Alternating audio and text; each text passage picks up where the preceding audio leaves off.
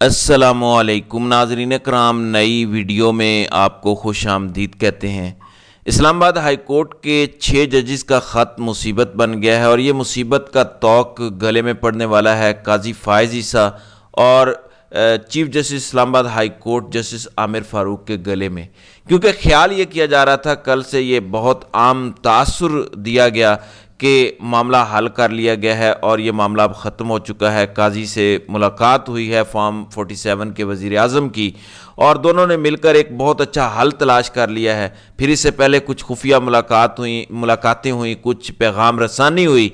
उस पैगाम रसानी के नतीजे में ये मुलाकात हुई और फिर एक तस्वीर जारी की गई। उसके एक जानिब जुडिशल अथॉरिटी बैठी है जबकि दूसरी तरफ एग्जेक्टिव अथॉरिटी बैठी है। उसके बाद एक फुल कोर्ट मीटिंग होती है, उसके बाद एक एलामिया जारी किया गया सुप्रीम कोर्ट की जानिब से और एक प्रेस कॉन्फ्रेंस की गई उस मुलाकात के बाद सरकार की जानिब से।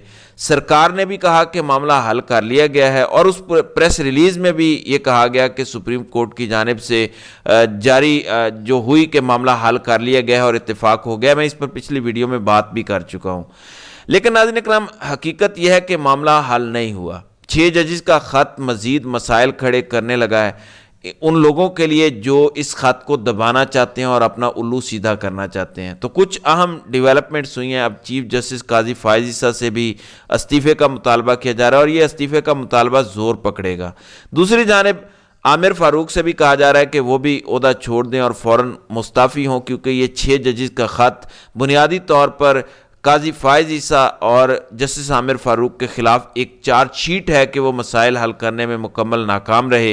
फिर कल काजी साहब ने जो शहबाज शरीफ के साथ मुलाकात करके एक कदम उठाया, उस मुलाकात में एक ऐसे नुक्ते पर इत्तेफाक किया गया जो नुक्ता ना आइनी है, ना कानूनी, और ना ही जो कमीशन तश्कील देना है उस कमीशन का ये दायरा इख्तियार है कि वो सिटिंग जजेस की कंप्लेंट पर कोई इंक्वायरी कर सके, क्योंकि मुतल्लिका कॉन्स्टिट्यूशन या forum supreme court of Pakistan है या फिर सुप्रीम जुडिशल कौंसल है। काजी साहब अभी तक बावजूद सुप्रीम जुडिशल कौंसिल का इजलास बुलाने से कतरा रहे हैं, क्योंकि ये ख़त सुप्रीम जुडिशल कौंसिल के तमाम अरकान को दिया गया है। ये कंप्लेंट की गई है, कानून और आइन के मुताबिक फ़ौरन इजलास बुलाना ज़रूरी था, लेकिन उन्होंने इजलास नहीं बुलाया बल्कि उस ख़त को दबा लिया और उस पर मुख्तलिफ खुफिया मीटिंग शुरू कर दी और जजेस को भी मनाने की कोशिश की। इस पर तफसीली बात करने से पहले मैं कुछ दीगर खबरें दे दूं। एक तो वफाकी काबीना ने 24 लोगों के नाम ECL में डाल दिए और हंगामी तौर पर उस समरी की मंजूरी ली गई गश्ती मुरासले के ज़रिए, क्योंकि काबीना के जो पिछले 3 इजलास बुलाए गए वो मनसूख कर दिए गए बावजूद, क्योंकि मामलात उससे कहीं ज़्यादा गंभीर हैं जितने नज़र आ रहे हैं। ECL में डाले जाने वाले 2 नुमाया नाम समी इब्राहिम और इमरान रियाज हैं, जबकि डॉक्टर बाबर अवान का नाम दिसंबर 2023 में अलकादरी ट्रस्ट केस में डाला गया, जबकि वो नाम निकाल दिया गया है।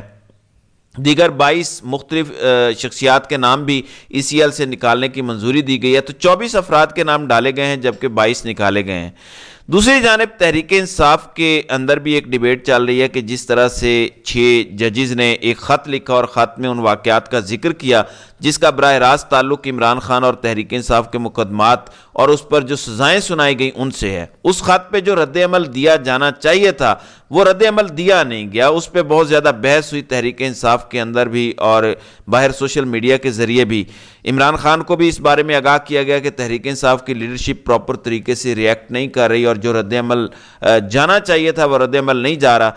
उस पर इमरान खान ने पार्टी को टास्क दिया और कहा कि इस पर सख्त मौक़िफ़ इख्तियार करना चाहिए और जजेस के साथ खड़ा होना चाहिए, उन्हें फुल सपोर्ट करना चाहिए।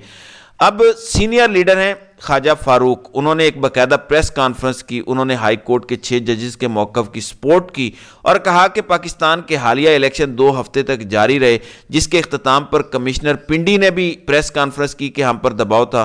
कमिश्नर पिंडी ने भी बहुत सारे राज फाश किए, इसलिए इलेक्शन में हमारे हर उम्मीदवार को अलग निशान दिया गया और ये इलेक्शन लंदन प्लान का हिस्सा है।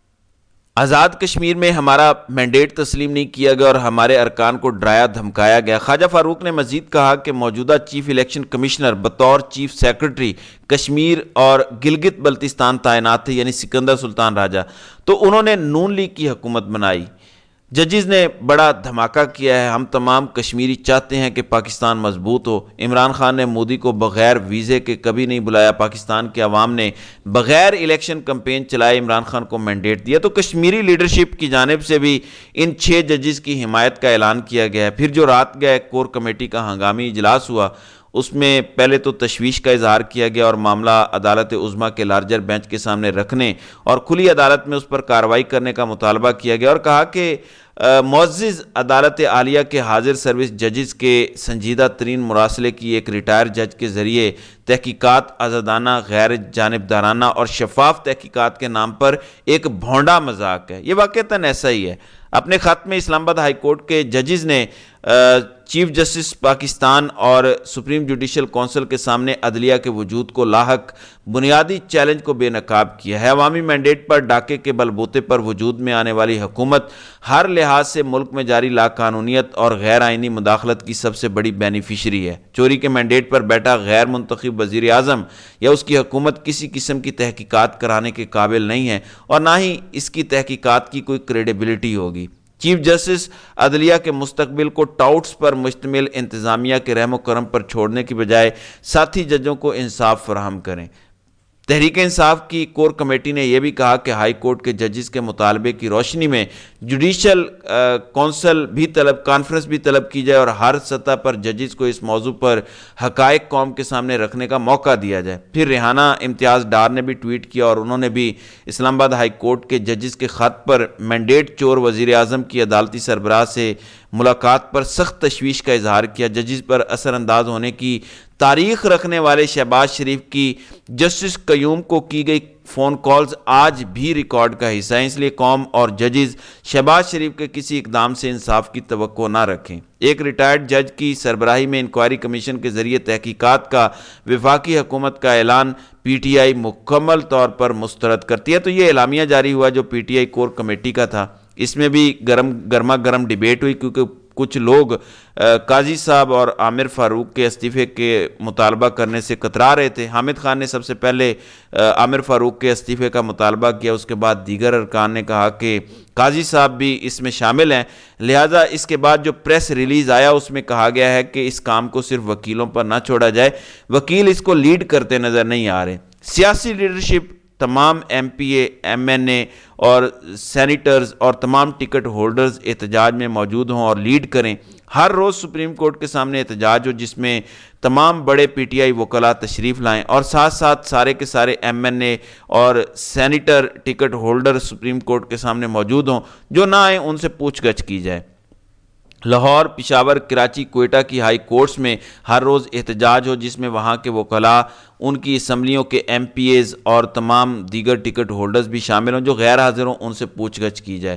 پھر یونیورسٹی اور کالج کے اسٹوڈنٹس، خصوصاً لاء کالج کے اسٹوڈنٹس کو اس تحریک میں شامل کیا جائے جس کے لیے سیمینار اور اجلاس بلائے جائیں۔ یوتھ ونگ کو بھی ایکٹیو کیا جائے، پارٹی کا لیبر ونگ یونینز کو انگیج کرے، ریٹائرڈ ججز کے پاس چل کر جائیں، درخواست کریں کہ وہ اس تحریک میں شامل ہوں۔ میڈیا چینلز اور صحافیوں کے فورمز کا دورہ کریں اور اس کو بھی دعوت دیں کہ وہ اس میں شامل ہوں۔ اگر ہم یہ سب کریں تو وکلاء کی لیڈرشپ اس میں خود بخود شامل ہو جائے گی، کیونکہ جو پبلک پرسیپشن یا پریشر بن کر آئے گا اس پر ان کے لیے خاموش رہنا مشکل ہو جائے گا۔ تو اب تحریک انصاف مطالبہ کر رہی ہے کہ قاضی فائز عیسیٰ اور جسٹس عامر فاروق اپنے عہدوں سے مستعفی ہوں اور ایجنسیوں کے جن لوگوں کو 6 ججز نے پوائنٹ آؤٹ کیا ہے انہیں ان کے عہدوں سے برطرف کیا جائے اور خان صاحب کو فوری طور پر رہا کیا جائے۔ یہ ایک بڑی ڈیولپمنٹ ہے۔ دوسری جانب پاکستان بار کونسل کے 6 ارکان نے بھی علم بغاوت بلند کر دیا ہے 6 ججز کے حق میں۔ جو 6 ججز کا خط آیا اس پر فوراً پاکستان بار کونسل کی ایگزیکٹو کمیٹی کا اجلاس بلانے کا مطالبہ کیا ہے اور ساتھ ہی قاضی صاحب سے مطالبہ کیا ہے کہ وہ فی الفور سوموٹو نوٹس لیں اس معاملے کا، کیونکہ یہ عدلیہ کی آزادی اور قانون کی بالادستی کا معاملہ ہے۔ اس میں انہوں نے خاص طور پر اصغر خان کیس کا بھی حوالہ دیا ہے جس میں سپریم کورٹ کا فیصلہ ہے، جس میں انٹیلیجنس ایجنسیوں اور ادارے کے لوگوں کو جو نظام انصاف میں مداخلت کرتے ہیں اور دھمکاتے ہیں اس کو خلاف آئین قرار دیا ہے۔ تو ناظرین اکرام، یہ بڑی اہم ترین 2 ڈیولپمنٹس ہوئی ہیں، لہٰذا جو یہ سمجھ رہے تھے کہ شہباز شریف اور قاضی فائز عیسیٰ کے درمیان ہونے والی ملاقاتوں میں معاملات کو ہینڈل کر لیا گیا ہے، تو ان کے لیے یہ بری خبر ہے۔ یہ معاملہ کسی بھی صورت ختم ہونے والا نہیں، اور آپ دیکھیں گے کہ اگلے آنے والے دنوں میں مزید قاضی صاحب اور عامر فاروق اور اس حکومت کے لیے مشکلات کھڑی ہوں گی۔ تو ناظرین اکرام، آپ کی اس ویڈیو کے حوالے سے کیا رائے ہے؟ آپ اپنی رائے کا اظہار کامنٹ سیکشن میں ضرور کیجیے گا۔